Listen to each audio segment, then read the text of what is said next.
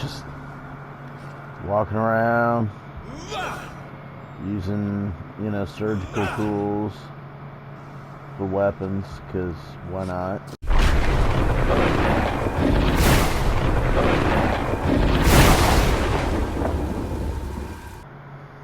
So this will be part 4,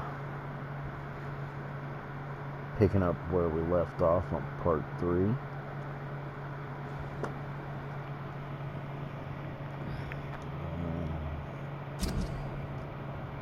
Alright, let's see. Citizen investigations are displayed here. You can start a new citizen quest by tracking it with square, then access your map. Locate the area to explore.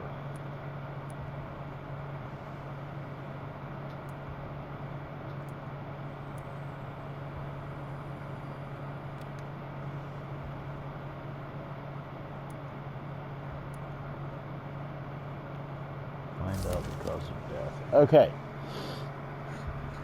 Office of Pembroke Hospital Medical Examiner, report of investigation. Decedent Samuel Connor. Race Caucasoid, sex male, age 39. Home address unknown. Occupation fisherman. Type of death natural. Probable cause of death fast progressing pneumonia by virus-induced pulmonary consolidation. Spanish influenza. Do you call that natural death? Examination attendees: Dr. Corcoran Tippett, Nurse Gwyneth Brannigan. Name and signature of medical examiner Dr. Corcoran Tippett. So, Mr. Connor's injuries don't match the report. I'd better look into this.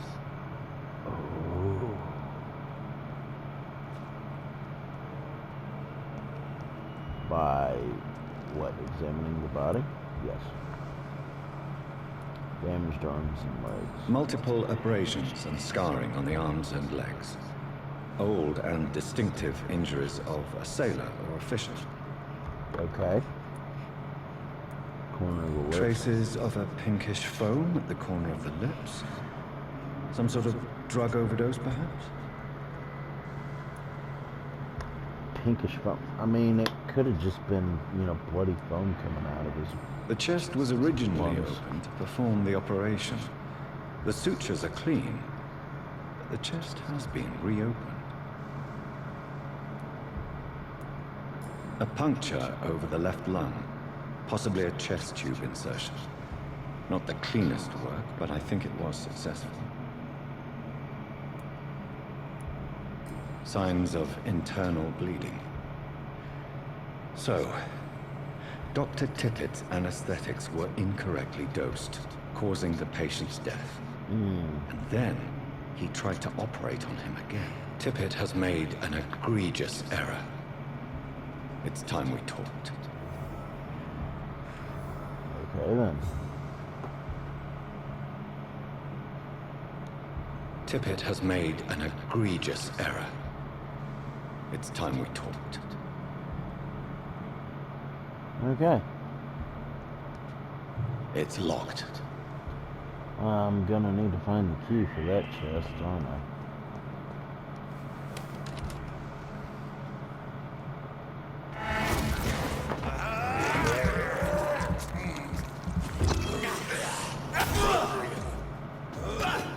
Oh, that killed it. Okay. Can't get in there. Ah. You stupid, scowl. I forgot what they were called for a second.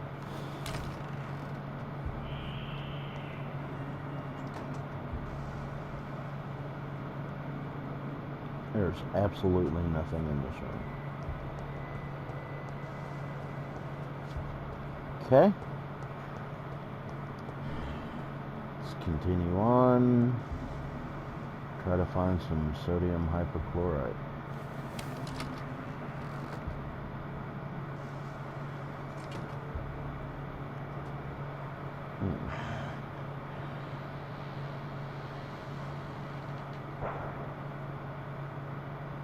Yeah, okay.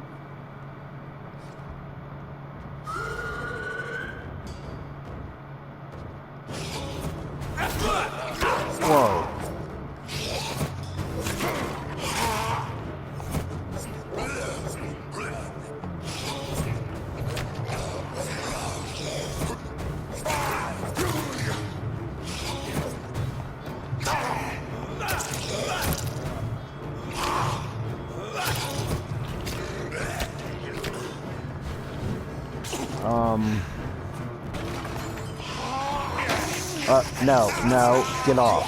I don't like it.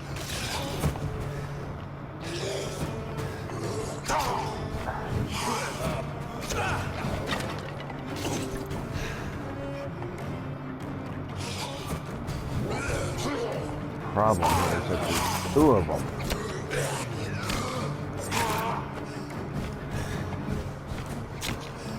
Uh-oh.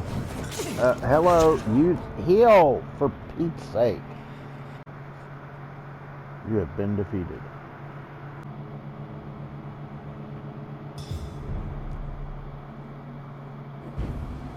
Alright, let's try this again.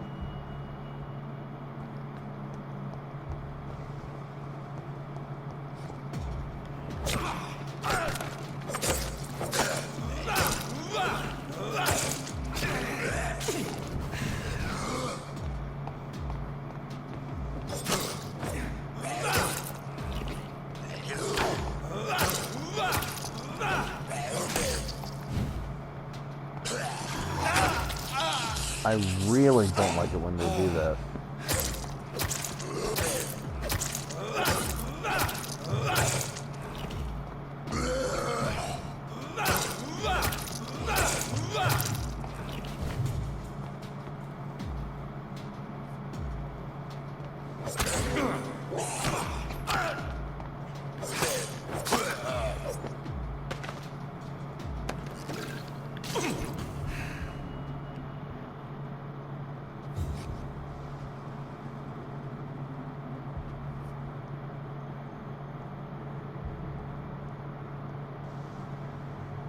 Okay, let's try this again, and maybe not just like run up to it.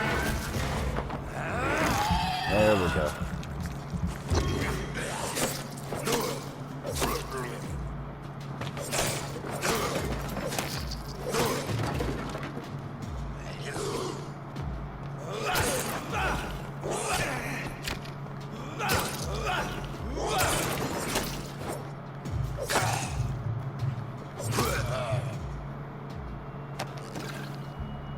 Huh, helpful.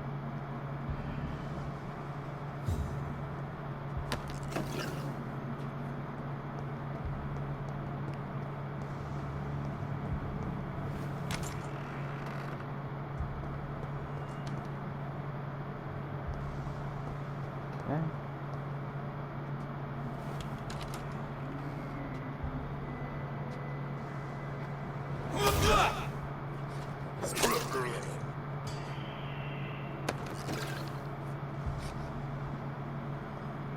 That was easy.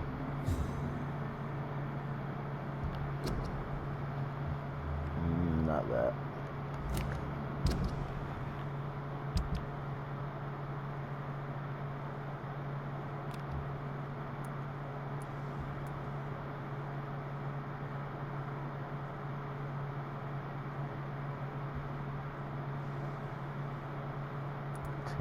Done.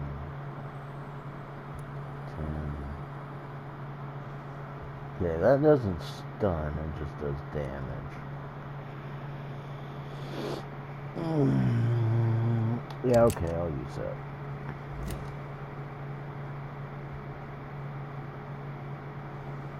And if I hit, I think it's down, maybe. We'll swap them. Oh, there we go. It's actually right on the D-pad. Okay, cool. Bang, bang.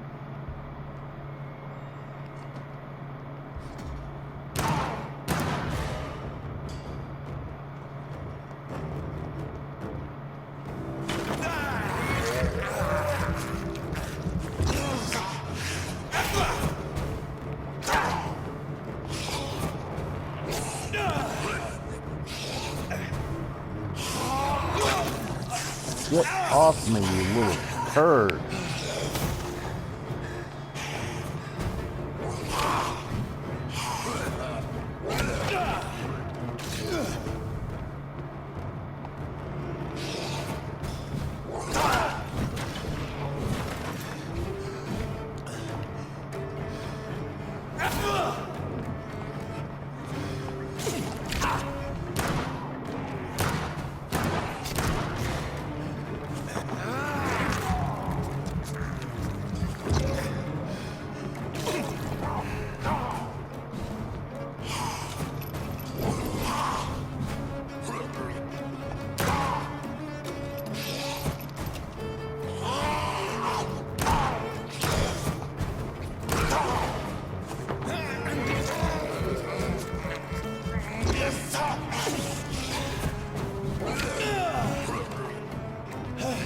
There aren't two of them. He's got some kind of shadowy.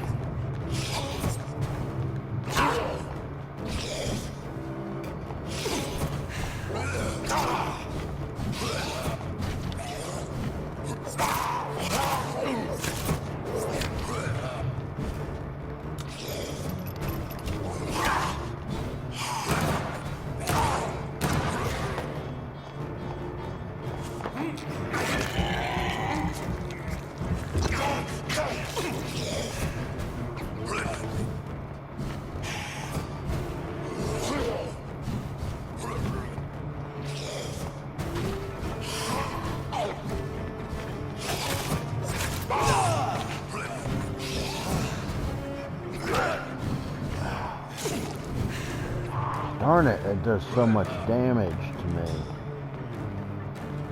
See how he likes this. These scowls can be so ferocious. I'm not sure I can defeat them without becoming stronger. To drink blood is so tempting.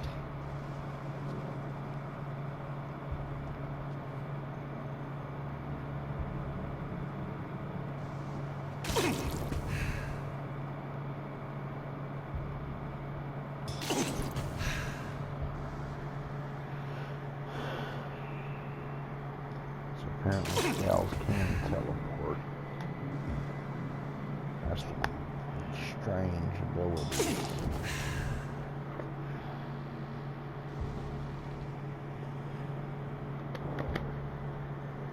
And they used up pretty much all of my blood. Sodium hypochlorite. Dangerous to administer, but efficient in the proper dosage.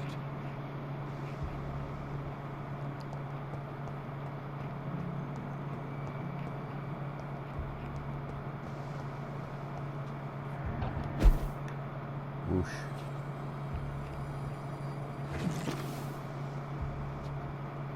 An enigmatic formula. Okay. Oh, hey, workbench thingy.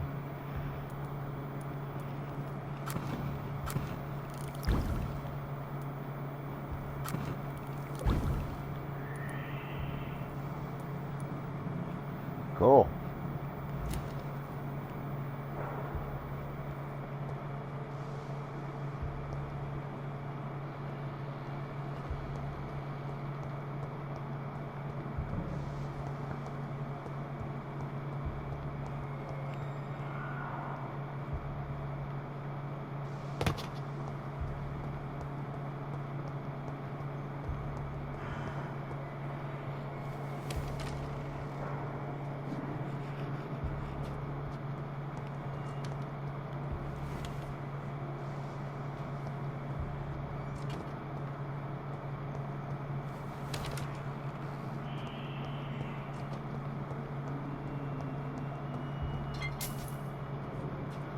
Shillings.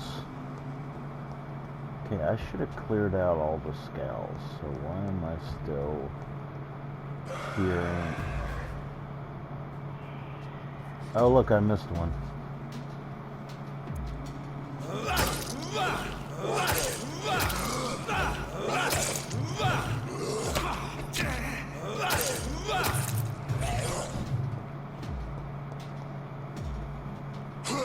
Oh, no. Okay.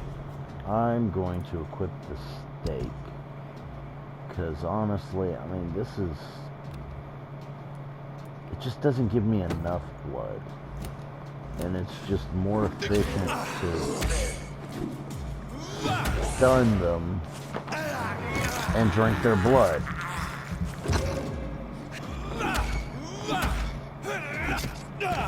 Ah, he knocked me on my butt.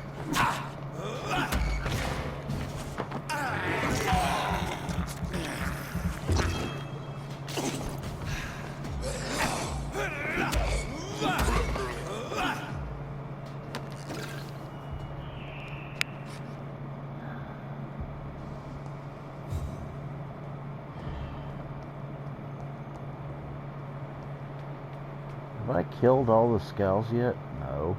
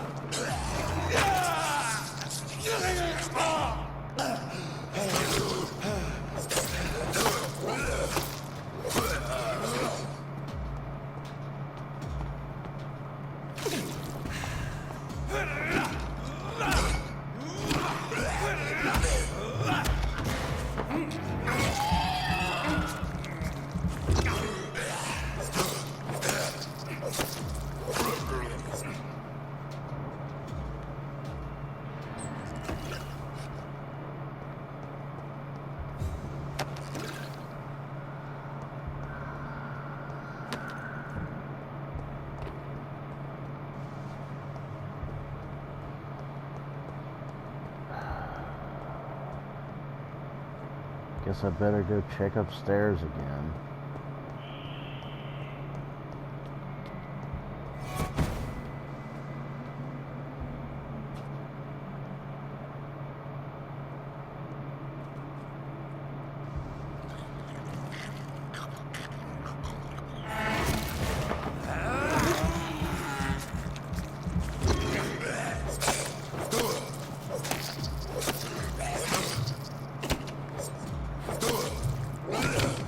Behavior is similar to the infected William Bishop. Must be the same strain. This sickness moves faster than influenza.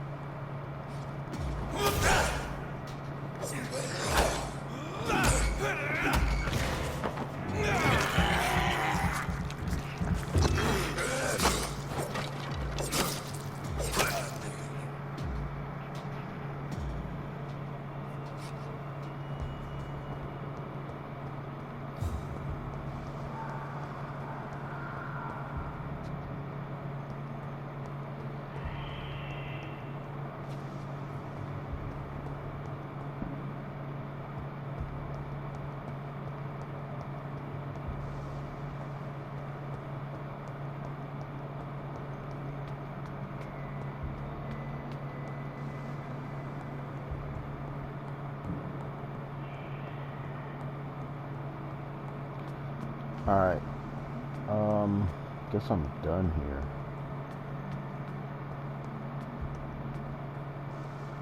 Yeah, I don't want to go back down there. What I will do, though, is walk right out the front door.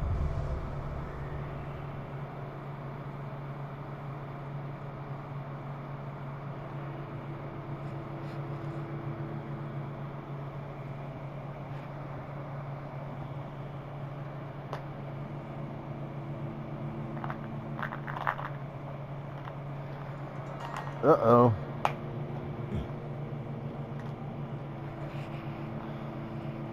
One of my mints got away from me.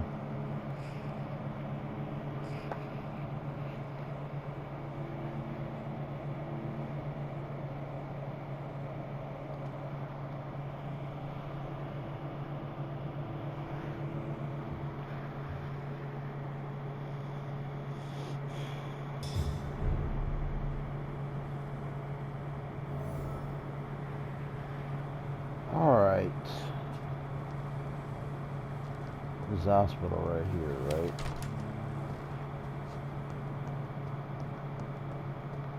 So I need to talk to Nurse Brannigan. So many deaths. What of my own life? Here again. Good evening, sir. Can I help you? Unless you're here to fix my face. No. I don't think you can help me. I'm Dr. Reed. I've recently taken the position of head surgeon here. War injuries, am I right? You guessed right, Doctor. German shell took my pretty little mug right off. But they still call me Thomas Elwood.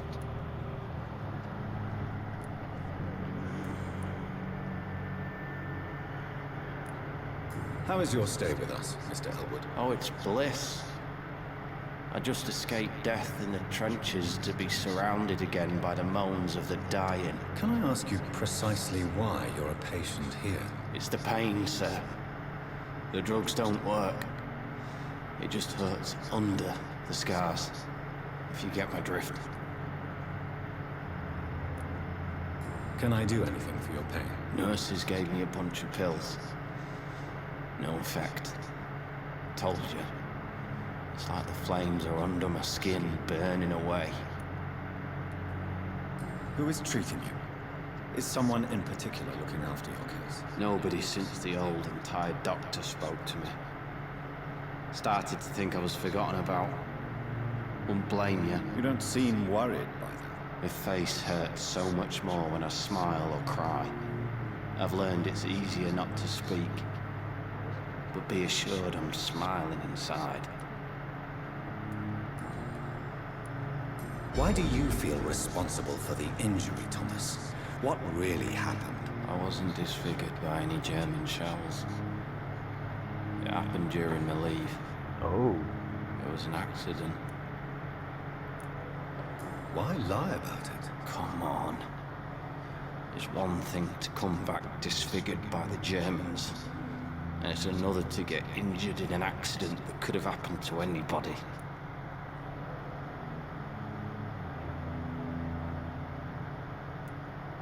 Reconstructive surgery has been very successful for some soldiers. I don't want to wear a bloody mask for the rest of my life. I'd rather stay here, and just be forgotten. Tell me what really happened then. I went with a whore in Rouen. Dead drunk I was. The hotel was a shithole. There was a fire that night. Did you start the fire? Were you trying to avoid going back to the front? That's not uncommon, you know. No. It's just that I was asleep when the flames reached the room. The girl was long gone. Bitch never woke me up. Left me to burn. Why do you feel responsible for the injury, Thomas? What really happened? I wasn't disfigured by any German. Okay.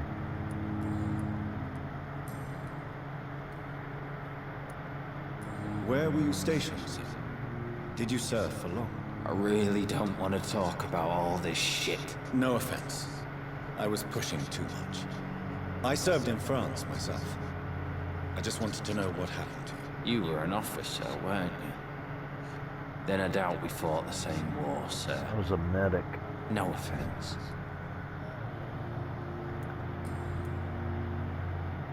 Goodbye for now, Mr. Elwood. Time has lost its effect on me, but the suffering continues. Good evening, miss. I'm Dr. Reed, the new surgeon at the Pembroke Hospital. And who are you? Your name has no meaning to me, mortal. You're nothing but dust blown by the winds of eternity. I beg your pardon? What are you begging for, mortal? My clemency? Well, tonight maybe I'm inclined to mercy. You'll never forget the night you met Thelma Howcroft. You keep calling me mortal. Why is that? And if I'm mortal, what are you? Well, Dr. Reed, if you must know, I'm a vampire. Uh-huh. Who are you really, Miss Howcroft? I mean, apart from being a vampire. Is that not enough for you, puny mortal? What do you require? Proof of my powers? I'm Yes. curious to know who you were before becoming a vampire. No, such a long time ago, I don't remember. Centuries of unholy life can have strange effects on one's minds, you see? Oh, okay. Sure.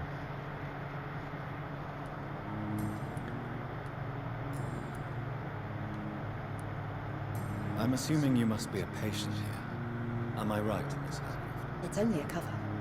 To hide from my enemies. I can leave whenever I want. As a woman, okay. a spirit, fog, or bat.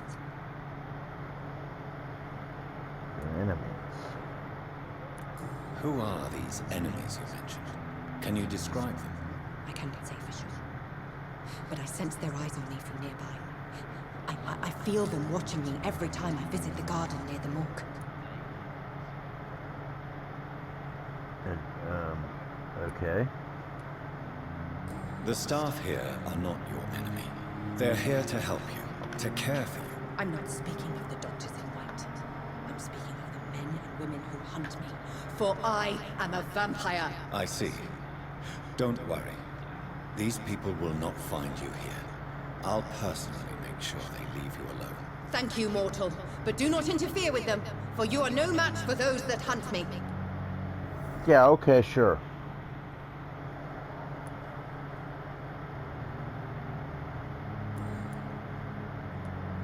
And why do you believe you're a vampire? I don't need to believe anything.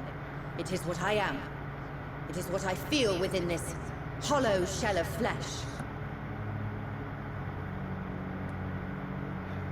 Please, describe to me how you feel. What is it like to be a vampire? I can hear my body crumble from the inside as my flesh cracks and fades. I sense the last pulse of postulant blood within my drying veins. I need new blood. Well, okay then. I see. Have you ever heard of Cotard's syndrome, Miss Hargrave? Never. It's a mental illness discovered by a French neurologist named Jules Cotard. The affected patients are delusional. They believe that they are putrefying, that they are dead, a ghost or a ghoul, or in your case, a vampire. Delusional, you say? Ugh, sad and petty mortal. You can't even begin to understand the concept of mortality. And you think it is I who am delusional.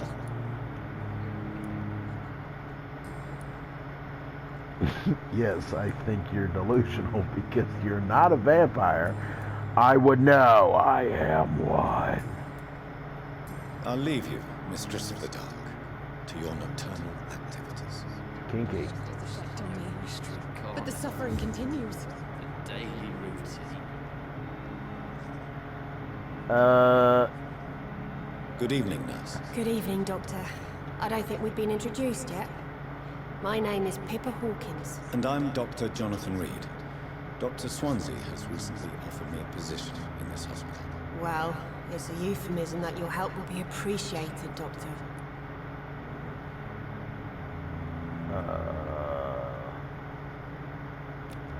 Huh?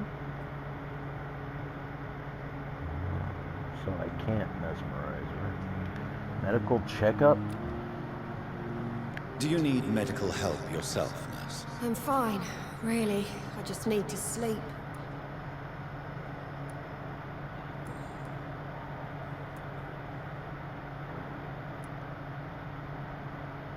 How would you describe the situation at the Pembroke Hospital? It's serious. The flu is wreaking havoc amongst the staff and patients. We are running out of everything.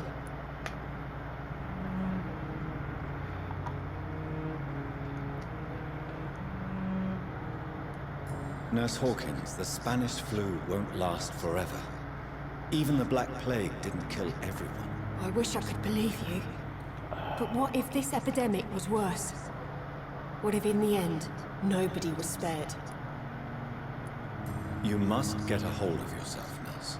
Sorry, I'm exhausted. No one has any idea when this epidemic will be over.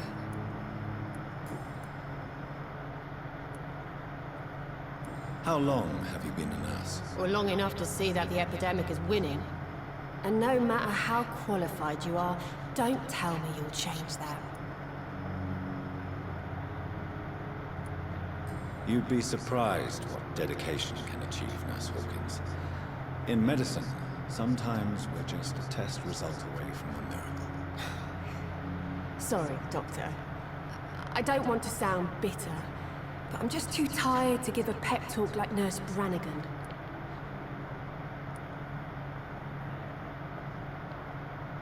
How is the Pembroke staff coping with the epidemic? Well, not well. Milton, the ambulance driver, is even more grumpy than usual, especially concerning doctors. Why is Milton grumpy on a daily basis? Is it just an act? Milton's not the kind of man who's bothered about a bad reputation, whether he deserved it or not. Why does Milton dislike doctors? I don't know. Just ask him. But be warned, Milton is not the chatty type.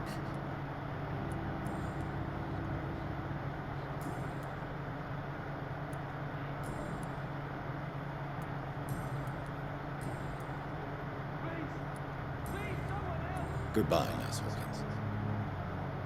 I wish I could be sick again. Feel my blood boil with the fever.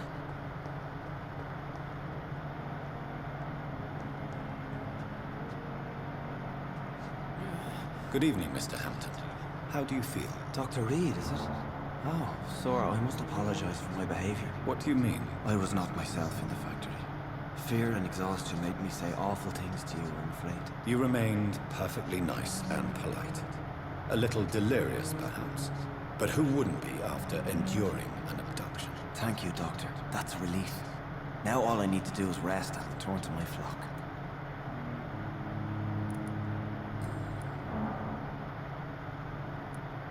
How do you feel, Mr. Hampton? Medically speaking, I mean. I feel exhausted. Beyond exhaustion, actually. William drank so much of my blood in his madness. I feel empty. You're in good hands here. Dr. Swansea is well versed in blood transfusion, and I'm sure he'll take the best care of you. Thank you, sir. I believe all I need is rest. And then I can go back to the people who need me. What do you do for a living, Mr. Hampton? I can't help but notice the cross around your neck. I manage a night asylum for the poor and homeless of the docks. And I try to guide the lost and hesitant on the right path to our Lord. Are you a priest, Mr. Hampton? A deacon, maybe? Not at all, Doctor. I'm just a man of faith willing to preach the good word. Okay. Why didn't you use your cross against William Bishop? To repel him somehow? That's a very strange question, Doctor.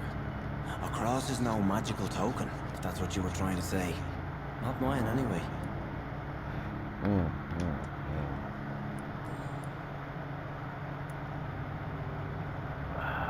Have you made friends since you arrived? Not really, but I recognize Miss Harriet Jones. I knew her when she lived by the docks. That poor woman had such a miserable life. You never came to see her here at Pembroke. Receiving visits when sick can be an important part of the healing process, you know. We're not just bodies. You're preaching to the converted now, Doctor. To be truly honest, I thought she was dead. She left the docks many months ago.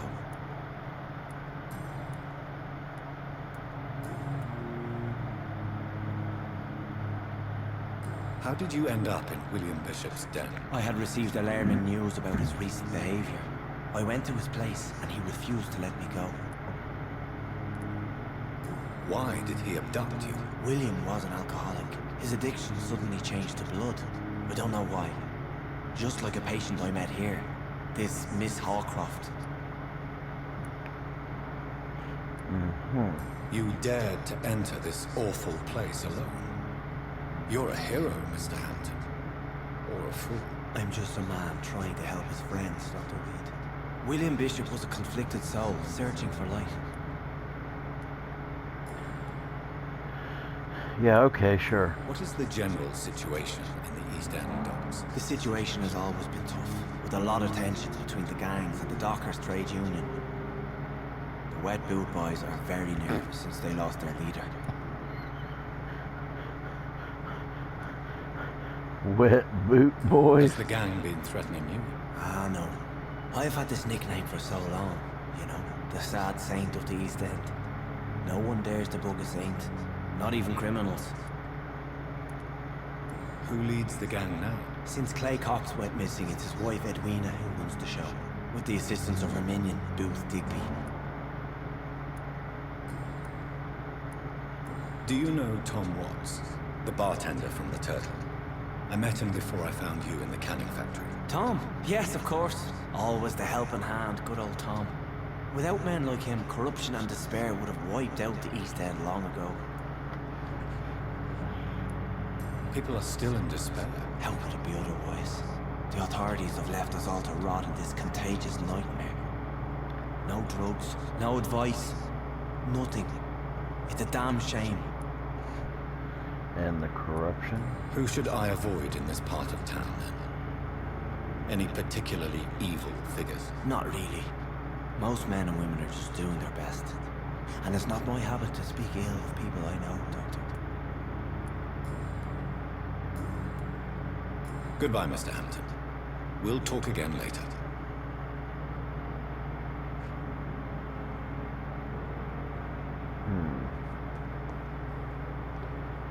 I need to find Nurse Brannigan. I wish I could be thick again.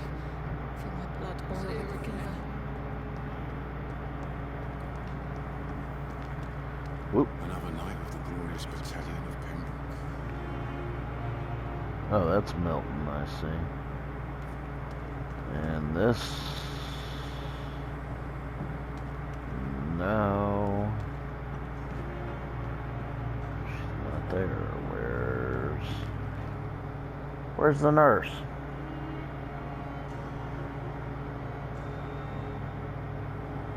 There.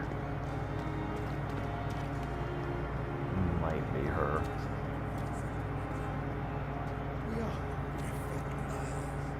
Good evening, nurse. I'm Dr. Jonathan Reed, the new surgeon here at the Pembroke. Dr. Swansea has already told us about you, sir.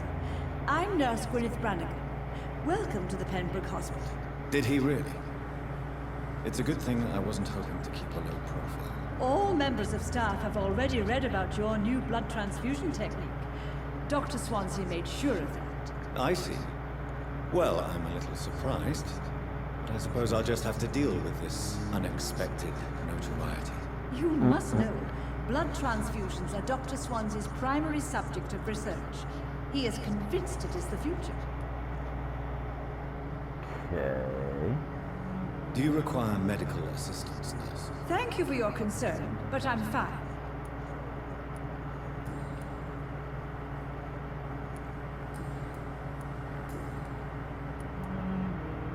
How are things here? Not good, to say the least. Ooh. We're struggling against an invisible enemy, My more knee popped. lethal than any bullet from a gun. It's hard, Doctor. An invisible enemy. An invisible enemy? Quite a poetic term for a disease, especially from a nurse. Sorry, Doctor. These last few weeks have been exhausting. We could all do with a good night's sleep. Do you think this hospital can survive the epidemic? We are all volunteers here, and we're trying to hold fast, but how do we beat an invisible killer? Some nurses have already resigned. Well, that's true. One, just quit. I'm not familiar with all the staff yet. Perhaps you could help me. Brilliant professionals, most of them. Dr. Swansea has a gift for recruiting talent. Most of them. Is there a problem I should know about, nurse? It would be inappropriate for me to speak ill of a colleague. Is there anyone that stands out? Well, I have never met someone as dedicated as Dr. Tippett. He should be a standard for us all here. If only he were younger. Why should his age be a problem? I guess it's fair to say he's always pushing himself to the limits. He just doesn't know when to stop and get some rest. Nurse Brannigan, if you do know something, please tell me. Anything you say will be held in confidence. No. I may disagree with some conduct, but in the end, everybody is doing their best. Okay. Well, I'm gonna question you about this error. Tell me what Dr. Tippett did. I know his mistake caused a patient's death. If I had not covered up his error, Dr. Tippett would have been fired from this hospital. I could not let that happen. You can't allow your emotions to dictate your conduct concerning patients, Nurse Brannigan. Look around you, Dr. Reed. Do you really think we can afford to lose a brilliant practitioner like Dr. Tippett in our situation?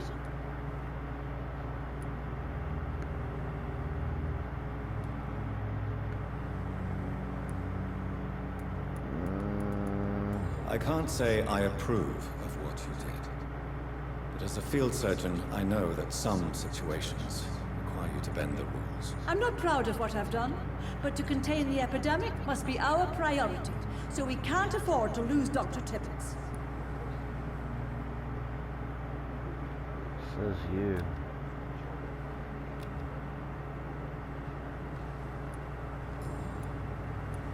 Goodbye, nurse. Call me if you need assistance. Alright. I'm gonna go question Dr. Tippett, and that'll be the end of this video.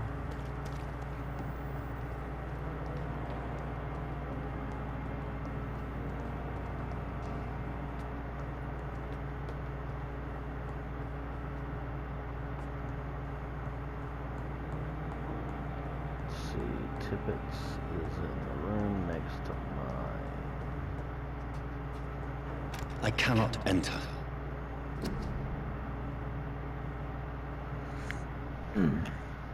Okay. But where is he?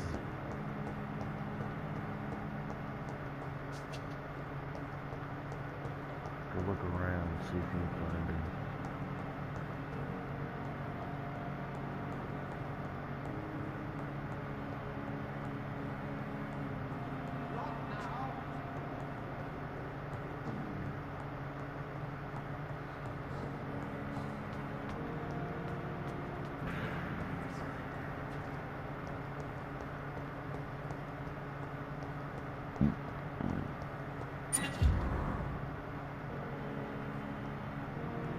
It's locked, all right.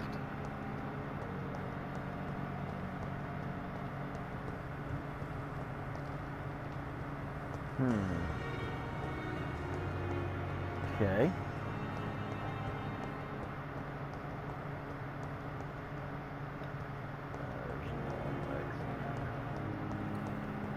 Is he just not here because it's nighttime, or? They're disgust.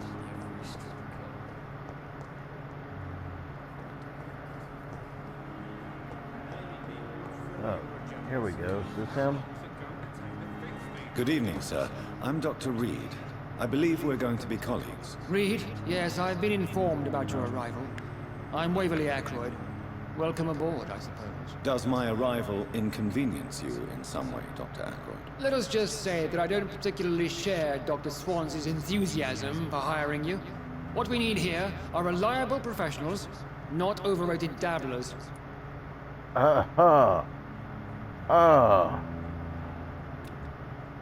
Do you need my assistance? Not at all. I'm sure that you are used to gaining people's trust with your impressive skills. Well, it will not be the case with me. This guy's a jerk. Since your tenure in this hospital is longer than mine, perhaps you can tell me more about this place. Let's just say I'm tired of the carelessness around me. I have always respected the skills of Dr. Swansea, but over time his enthusiasm has become displaced. Carelessness? Exactly what are you talking about? We're here to save lives. The people who trust us are not volunteering for experimentation. They're here to be healed. I don't intend to run any radical experiments, Doctor.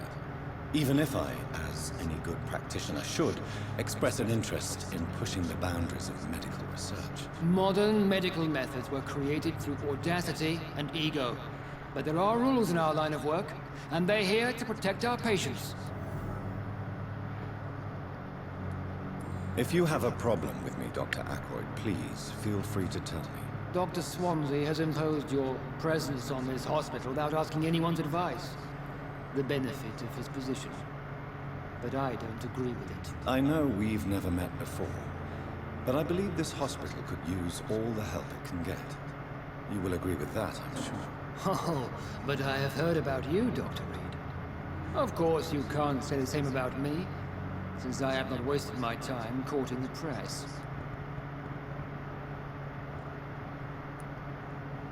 There is no need for such animosity between us.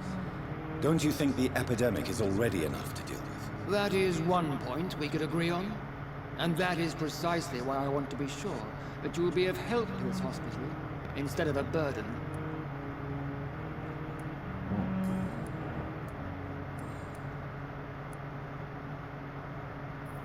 I don't know what you've heard about me, but I have already proved my value as a practitioner. I don't question your skills, Dr. Reed, but your motive. Is it money, fame, or are you truly dedicated? And what exactly is that supposed to mean? I served in the war just like you. But unlike you, I did not use the wounded to play the modern sorcerer. Be careful what you insinuate, Dr. Ackroyd. I only want you to admit you used those men to improve your theories.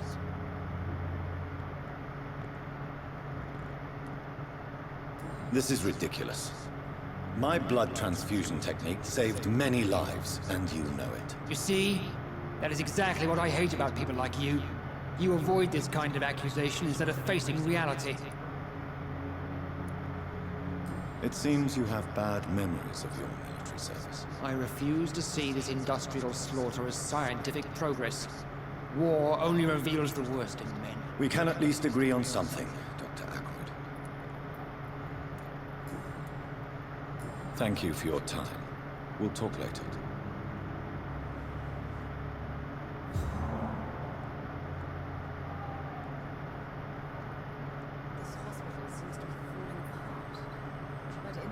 Good evening, Doctor. I believe we're going to be working together. Dr. Reed. Dr. Swansea informed us of your arrival, but I could not dare to believe we'd have such good fortune. Such an honor, sir. Thank you. And you are? I am Thoreau Strickland. Dr. Thoreau Strickland. I'm a great admirer of your work, Dr. Reed. Opposite of the other guy I just talked to. Please, could you tell me something about yourself? I'm a great admirer of your work concerning blood transfusion, Dr. Reed. I run my own experiments. I'm convinced it's the future. I based my technique on my mentor's research. He helped me perfect my method. What is yours? I'd rather not talk about it. For now, it's just theories and first approach. My process is purely experimental. And unsuccessful. As long as you're cautious and methodical, you may remain empty-handed, but you won't fail. You're not the first one to warn me, but I am convinced knowledge is the main weapon against the ravages of this epidemic. What made you choose to be a doctor? I'm not ashamed to admit you and your work have inspired me. I am honored to have the opportunity to work by your side. It's always a pleasure to share scientific and medical knowledge with someone eager to learn. I'll be glad to help you if I can. This epidemic may be the century's most terrible disaster, but I'm convinced that we, as doctors, are the only ones able to defeat it. What can you tell me about the Pembroke? Well, it has always been an honor to work with Dr. Swansea. But with your arrival, I can't think of a better opportunity to learn about blood transfusion. You seem quite optimistic. It's a rare and precious attitude in these difficult times. I'm convinced that this epidemic is a test of endurance and dedication for us men of science. Questions remain about our capacity to resolve the situation. True. Last summer, during the first wave of the epidemic, I used to joke with Milton about the extra work. We're not smiling now. Do you need help with anything in particular? Well, yes, maybe. I'm waiting for a batch of products I ordered for my personal research, yet my supplier seems to have vanished. Do you want me to play the errand boy for you? Oh no, Dr. Reed. But if you went personally to his shop, what with your reputation and all, he wouldn't dare to refuse the products I need. I see. Well, give me the address, for I may pass by if I have time.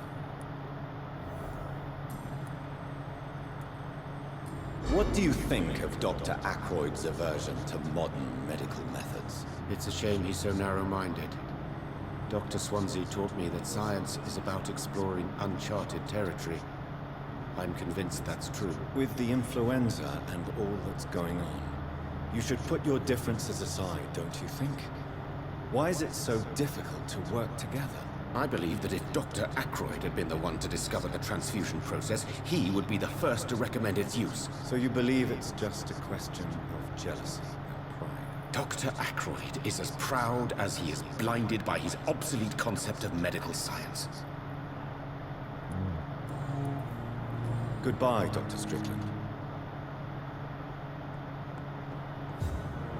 You always knew the words to calm the children, Emma. As for me, what a blundering idiot. Waste your time with me.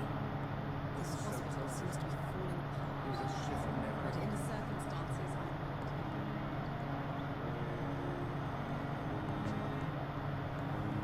What a sweet girl.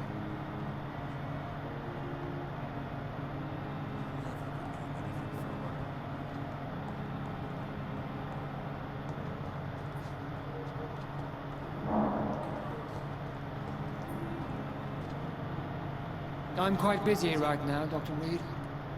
Thank you for your time. We'll talk later.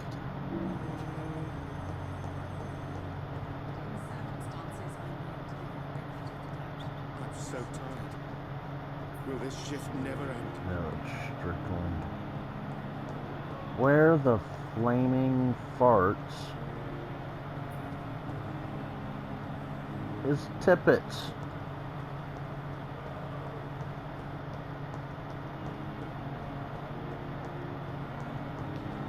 Thelma Howcroft said she was being watched by vampire hunters. Where are they hiding? I should investigate. Good evening. I'm Dr. Reed. Always a pleasure to meet a colleague, sir. Especially when he was supposedly dead. A colleague? Are you a doctor too? Not anymore, sir. I used to be Dr. Rakesh Chadana. Now, I'm just Mr. Chadana, pawnbroker and humble guardian of this morgue. What do you mean, you used to be a doctor? Was your license revoked? No, sir. It is just that I like to be precise. I run a little pawn shop while taking care of the dead. But I used to be a real doctor.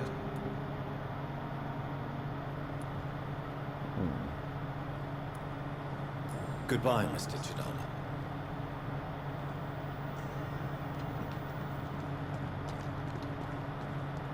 Okay. Is that Strickland?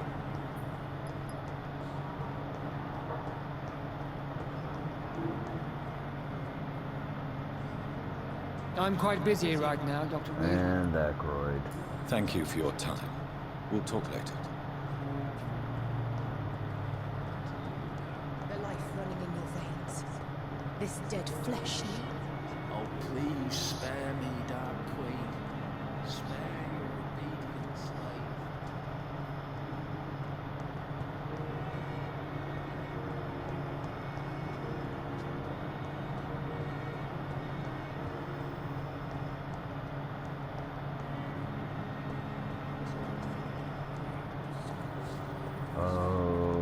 Okay. Nope, that's Strickland. Come now, we can handle this.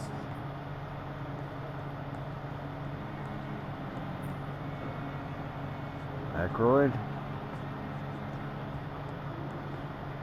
Nice sweet girl. Reads me like a book. Never could give anything for. Oh, This wait. hospital seems to be falling apart. What? But in the circumstances, I'm willing to give you the benefit of the doubt. What just happened? I'm quite busy right now, Dr. Reed. Thank you for your time. We'll talk later. Okay, so yeah, that is Ackroyd. That's what I thought.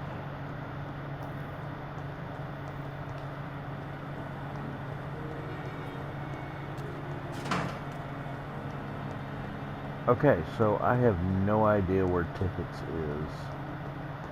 I've been everywhere except the 3rd floor. It's got to be where he is.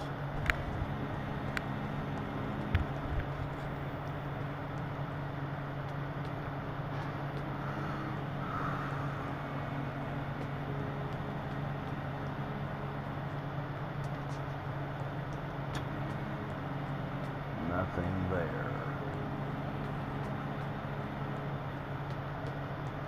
Tell you what about the other side? Same. 2nd floor.